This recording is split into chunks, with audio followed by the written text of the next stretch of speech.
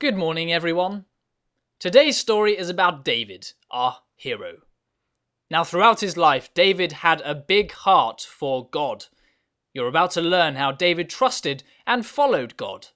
Now, most of you probably remember David. I'm the boy who was chosen by God to be the king of Israel. Also the one who killed Goliath. Yeah, you remember him. You killed the giant, what no one else wanted to fight. That's right. Well, when David was older, war broke out with the Philistines again. And with God's help I was able to fight them and win. This pleased Saul, who was the king of Israel. I'm pleased. Saul was so pleased that he had David brought to him at the palace. You're kidding. So happy with you, David. I want you to live here with me. David was very obedient and did everything that Saul asked him to do. Well, he's the king, isn't he? Good point. Because David was so successful, I'll put him in charge of my army. Soon, David became very popular.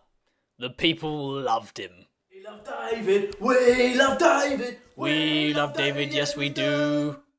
And because the people loved David so much, Saul became very jealous. He didn't want the people to love David more than they loved him. We love David more than Saul. We love David more than Saul. That's enough of that, you. Saul hated that David had become so popular with the people. He wanted to have David killed, so he came up with a plan. Here's my plan. I'll have my son, Jonathan, yes, father, and his servants kill David. Then I can be rid of him once and for all. But Jonathan loved David. Father, David is my... But Father, David is my...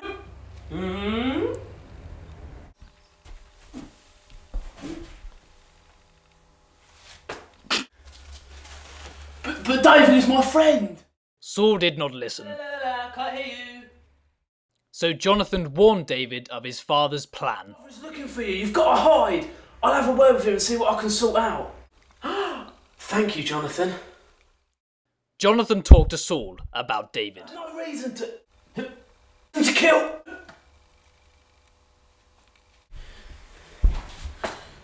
You have no reason to kill David. He ain't done nothing wrong to you.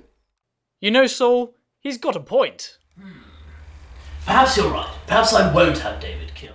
So Jonathan went to where David was hiding and told him not to be afraid. So David returned to the palace to live with Saul. But one evening, while David was playing the harp, Saul once again became so jealous that he wanted to kill David. At that moment, Saul picked up a spear and... David! No! No! Soldiers! Kill him! So David ran to his house to hide, and Saul sent his soldiers to kill him. But when the soldiers got there, they found that David was gone.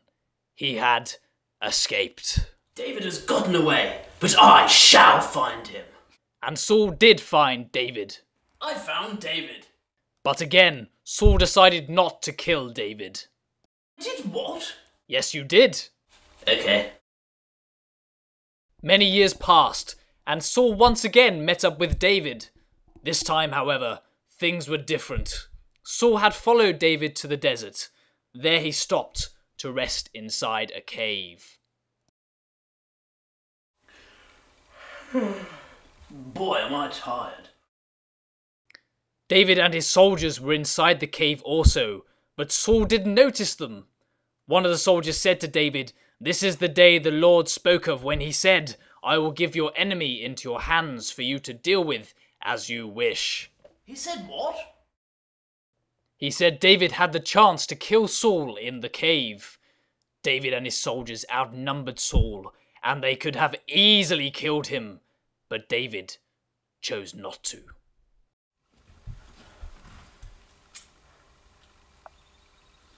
Instead, to show Saul how close I got to him, I crawled over to him and cut a bit off his robe, and he didn't even know.